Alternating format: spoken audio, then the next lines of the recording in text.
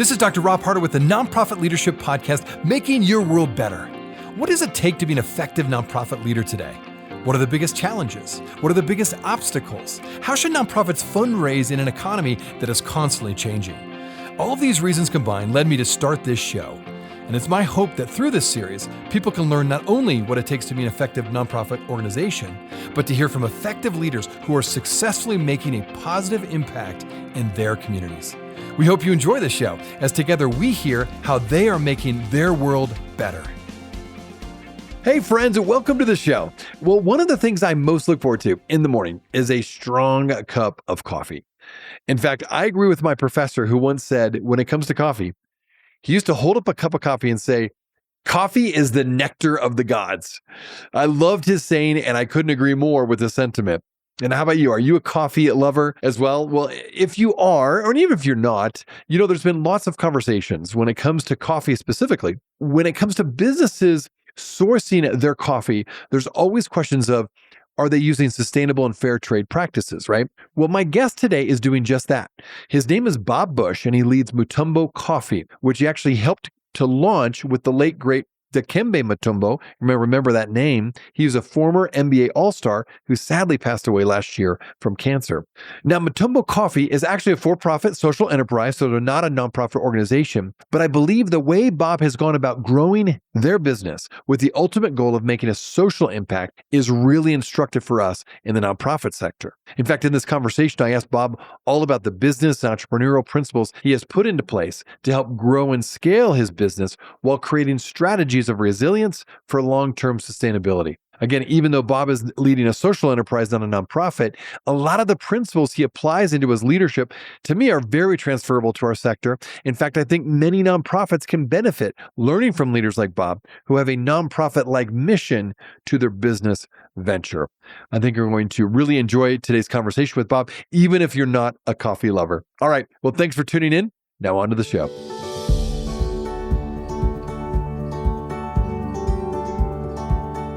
This podcast is sponsored by DonorBox. DonorBox, helping you help others with the best donation forms in the business. Welcome to the Nonprofit Leadership Podcast. Well, Bob, thanks so much for being on the show today. I'm so glad you can come from the perspective of a social enterprise because, as I mentioned before we hit record, I think what you're doing can really be instructive for us as leaders in the nonprofit sector. So thanks in advance for being on the show today. Thanks for having me, Dr. Rob. Okay, well, with that as a backdrop, from your experience then, let's talk about what strategies can entrepreneurs use to focus on long-term priorities while at the same time avoiding short-term pitfalls that can jeopardize their goals. Maybe we could start there. This kind of dovetails what we just sort of said. Is there a difference between nonprofit leadership and for-profit leadership? Is there a difference between a nonprofit organization and a social enterprise? And in our view, the heart of that difference is really, the answer to that is embedded in your question, because typically a for-profit is really about maximizing profit and maximizing short-term gains. And if that company happens to be an S&P 500 or whatever, literally people are glued to the ticker, and you got the journalists and you got the media and everyone, every day marking to market, as it were, whether or not that company is maximizing its profit.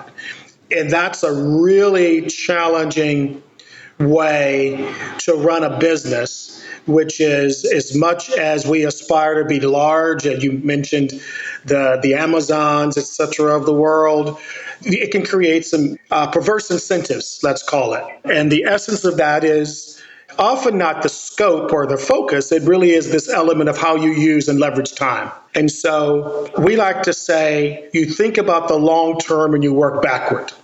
And since our long term is really about social impact, what does that look like to us? Is it the number of farmers that we support? Is it the volume of coffee that we sell? Is it the number of kids that have gotten through grade school and high school and college? So what are those sort of key social impact metrics that you will only know are working over time?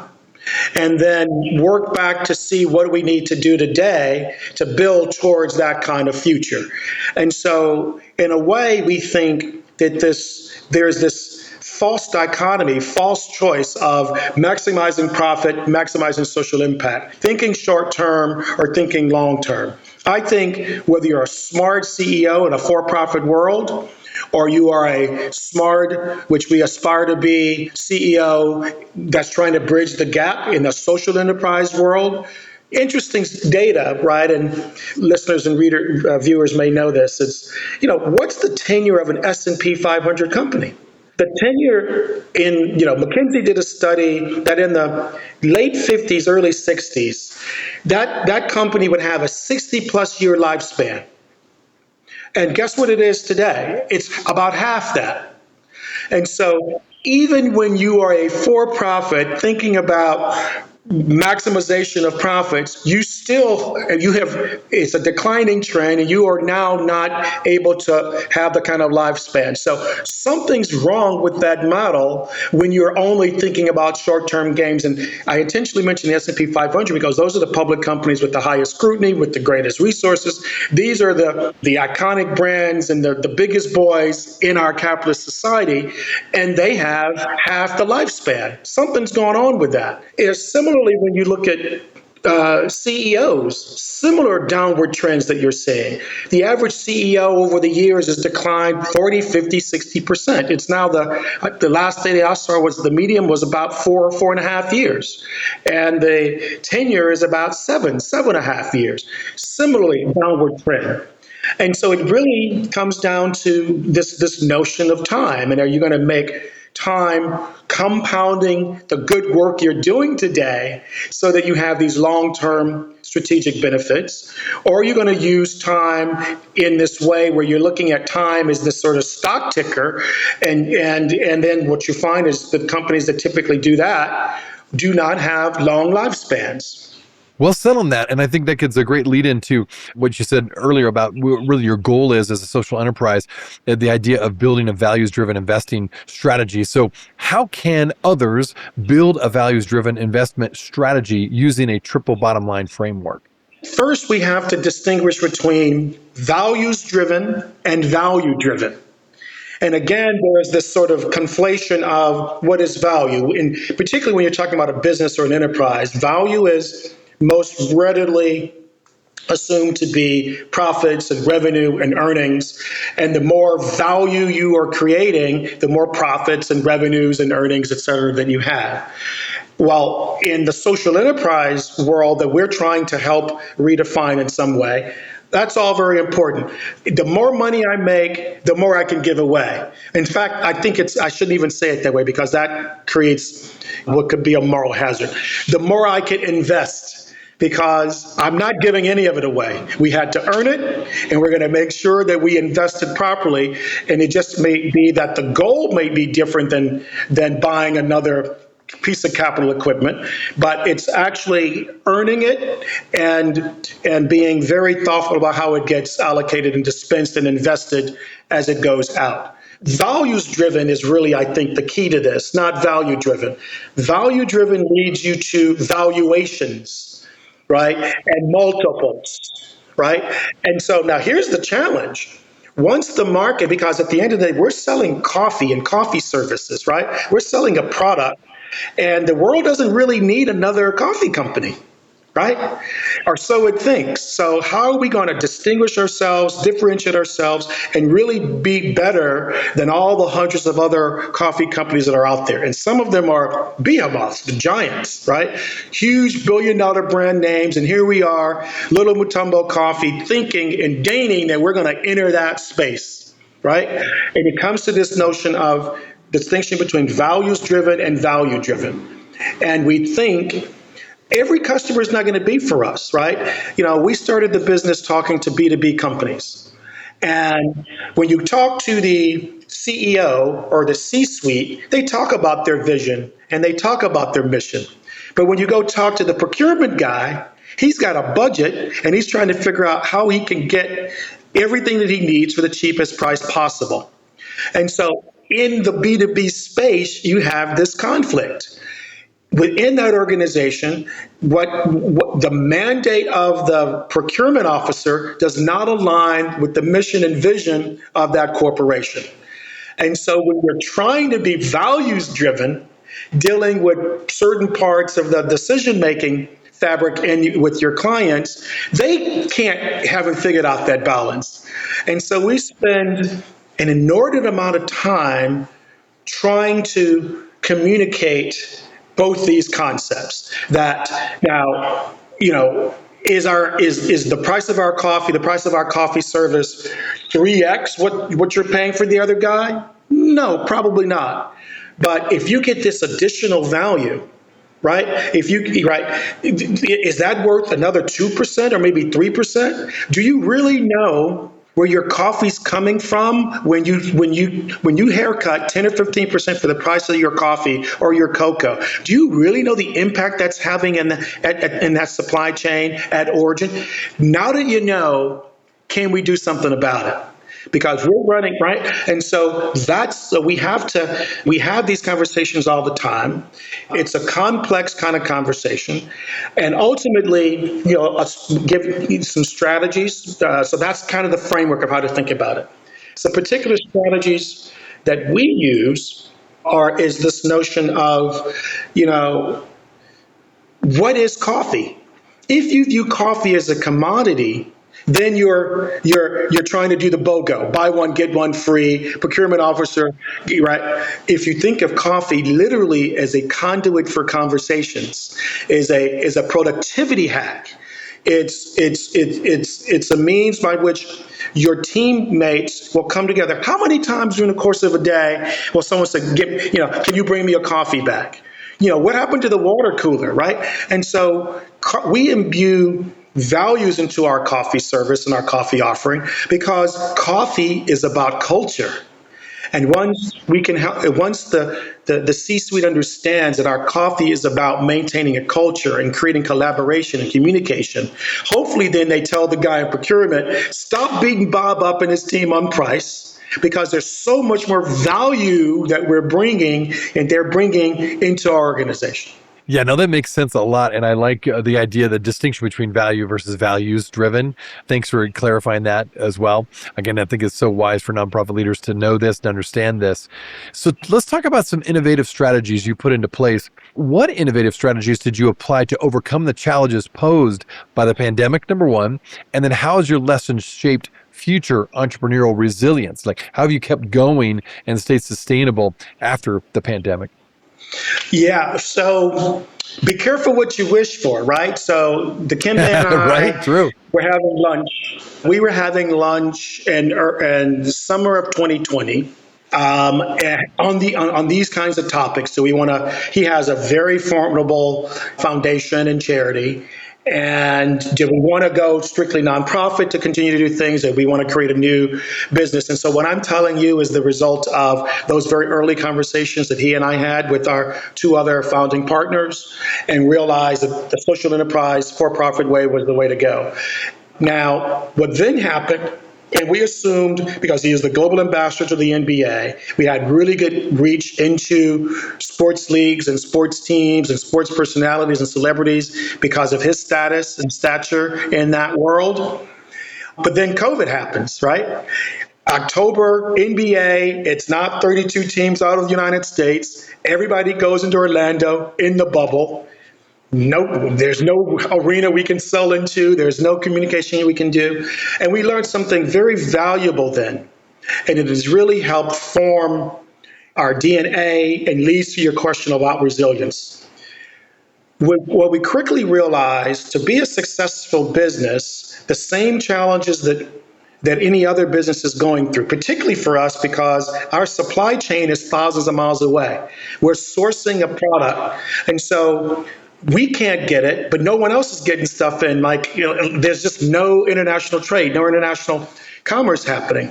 And so we rethought our strategy. And part of that was assume there's going to be a shock. You don't have to predict it. You don't know when it's coming, but just make sure that you have a couple basic things in place. You have redundancy. You put some shock absorbers in. We can talk, what's a shock absorber? A shock absorber, one way is make sure you got a reserve of capital if you can. Redundancy is don't rely on one supplier. So when we launched the business, it was really about supporting the Congo farmers.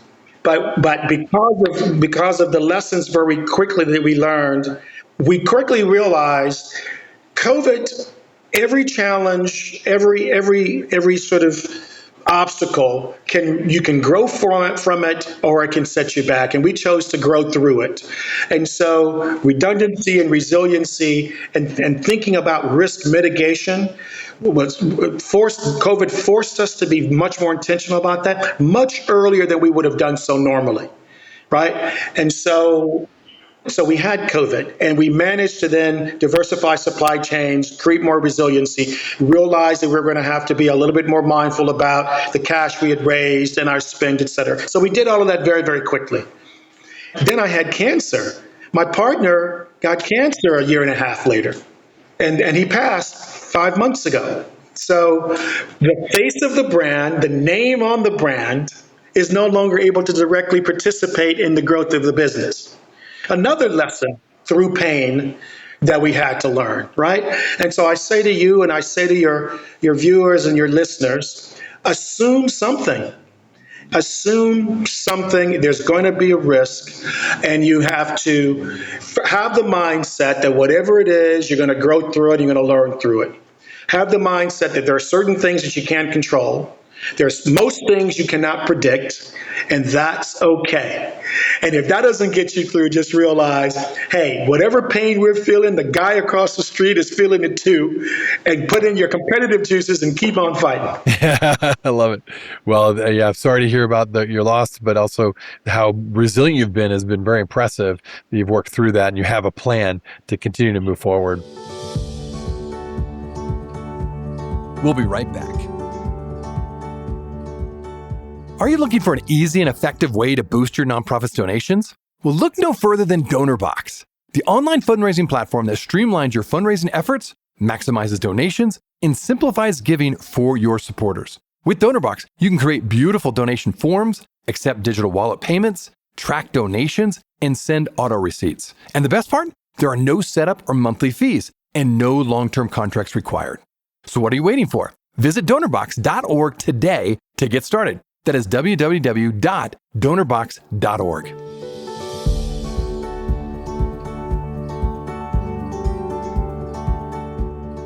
Well, okay, let's talk about another thing of leadership. What tools and methodologies can leaders really use to make informed decisions from what you've experienced, particularly when faced with unpredictable circumstances like you just mentioned, or limited information? What recommendations would you give to nonprofit leaders when it comes to that?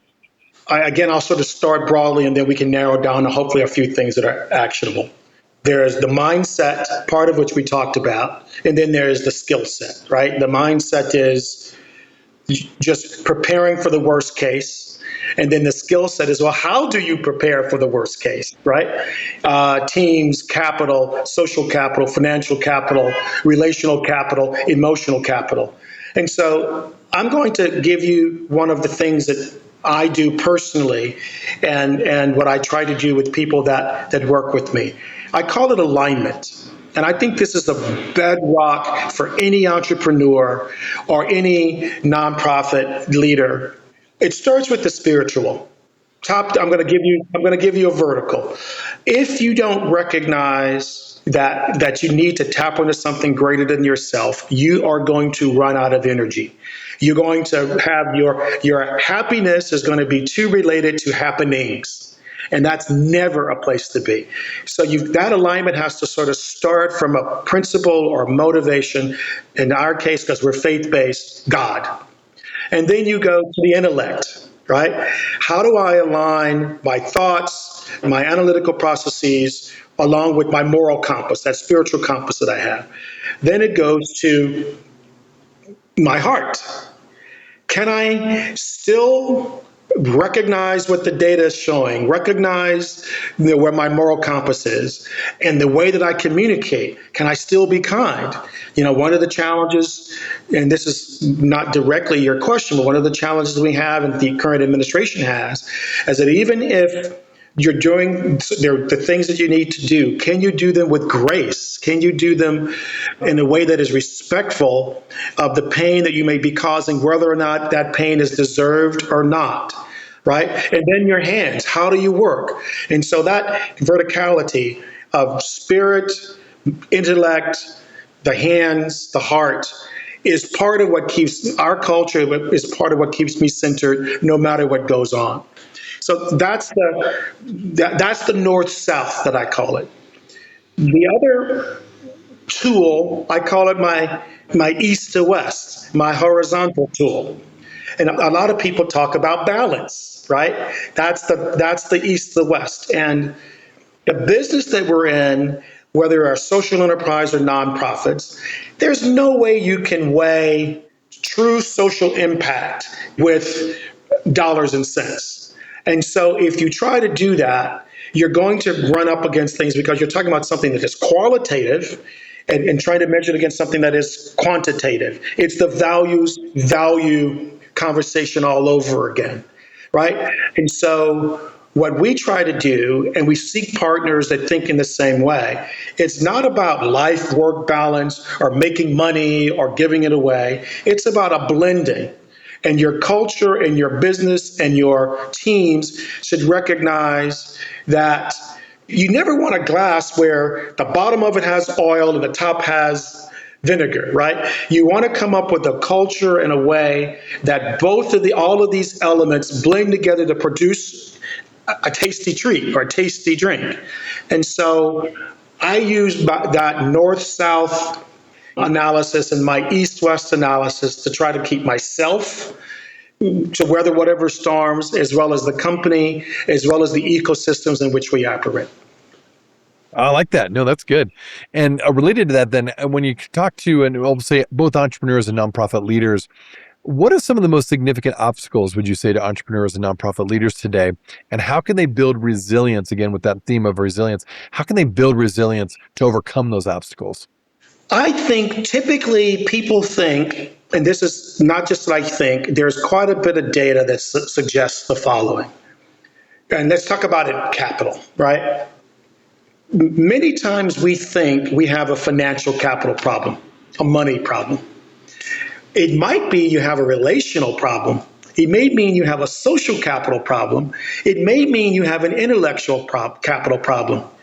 Before we raise money or before we start thinking about the financial resources that we need, we've almost always, not in every case, but in almost every case, we realized it wasn't in the case of a nonprofit fundraising or in the case of a startup raising Series A or seed capital. It was really social capital, relational capital, emotional capital, intellectual capital. And if you can get those things cooking, the money will come. So the first thing is, if you think you got a money problem, you may, I don't know, you just might, but you might have something that's beyond a money problem.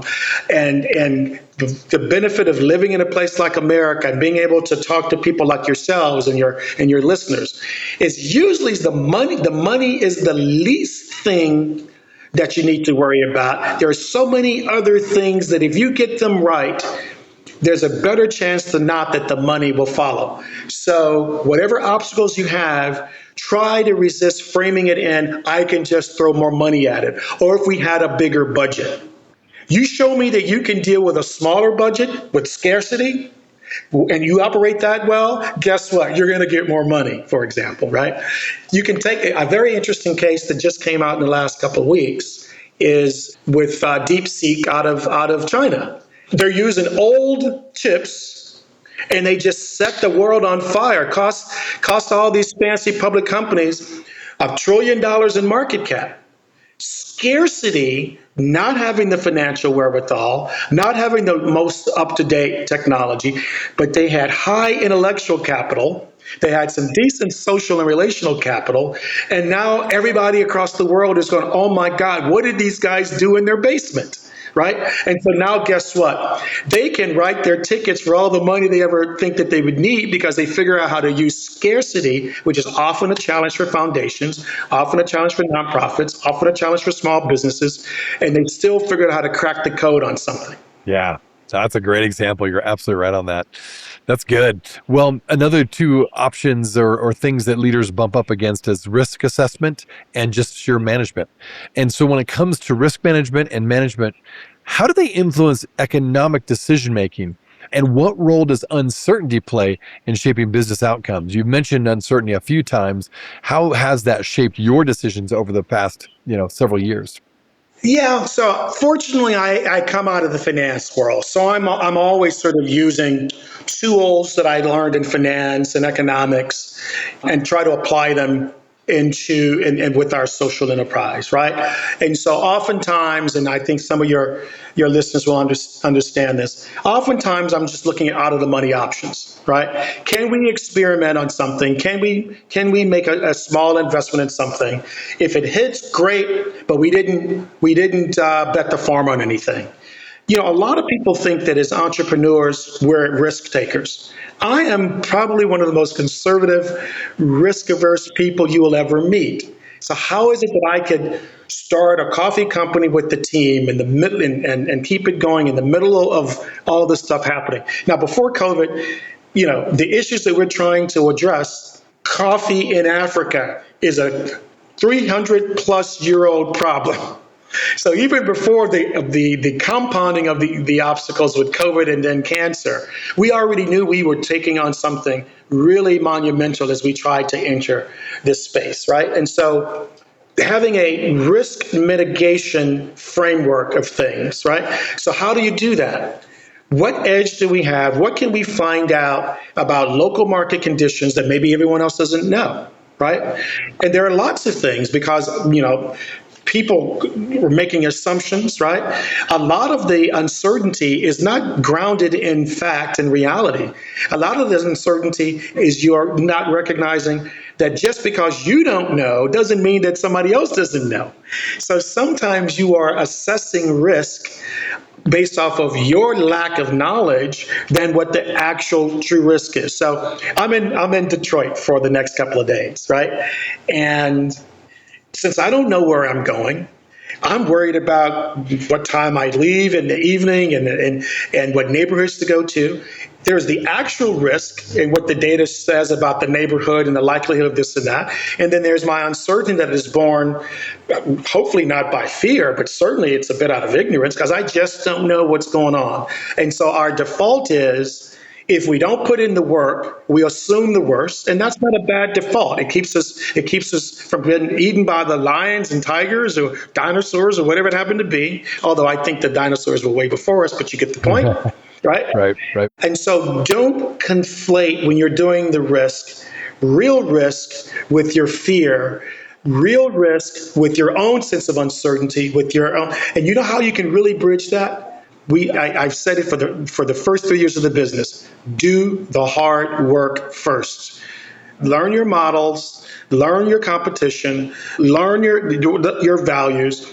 If you got purpose and certainty and passion with what you're trying to do, what looks like a cloudy sky for some, well, it's like, well, it's a little bit cloudy today, but thank goodness we've got an umbrella, right? So I think a lot of this is born not by what's really happening on the ground. There's fear.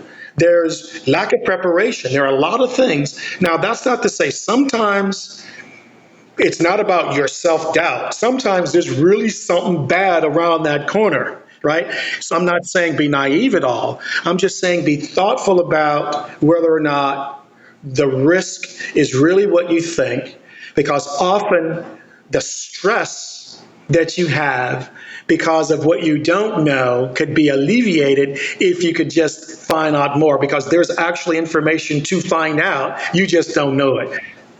Yeah. Well said. Well, this has been such a fascinating conversation. I think my listeners may want to find out a little bit more about Mutombo Coffee. Where would you send them? And I also know you've got a special kind of discount for my listeners. Maybe you could talk about that as well. Thank you. So yeah, mutombocoffee.com. I think it's Mutombo coffee.com, Mutombo. Primarily, our business has been B2B and B2G, but we now have an Amazon store as well. Now, Amazon is tricky, right?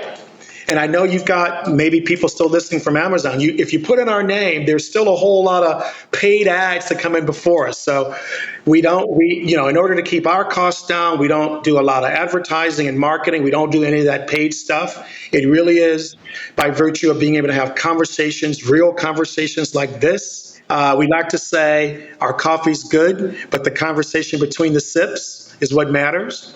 And so it helps us keep our costs down. So Amazon, we have a site there, Mutombo Coffee, and as well as our website. And yes, we like to always say thank you when we're invited on podcasts like yours. We provide a VIP pricing, like Leadership 25, and anyone that puts that in when they're placing their order, we give a 25% discount to your listeners. And so really loved it. I think you've got some really cool shows coming up, and love to figure out how we can do more with you and your listeners. That sounds good. Well, Bob, again, thanks for taking time while you're in Detroit traveling to be on the show and share your leadership insights. Yes, sir. I appreciate you. Hey, friends. Well, I wanted you to know that this podcast can be found on iTunes, Spotify, Amazon, Google Podcasts, and wherever you listen to other podcasts. I also want to encourage you to like, subscribe, and share this podcast with others. This will actually help us get this great content out to more nonprofit leaders just like you. You can also join the Nonprofit Leadership Podcast community. Find other resources and interviews of past guests, all on my website, nonprofitleadershippodcast.org. Well, thanks again for listening, and until next time, keep making your world better.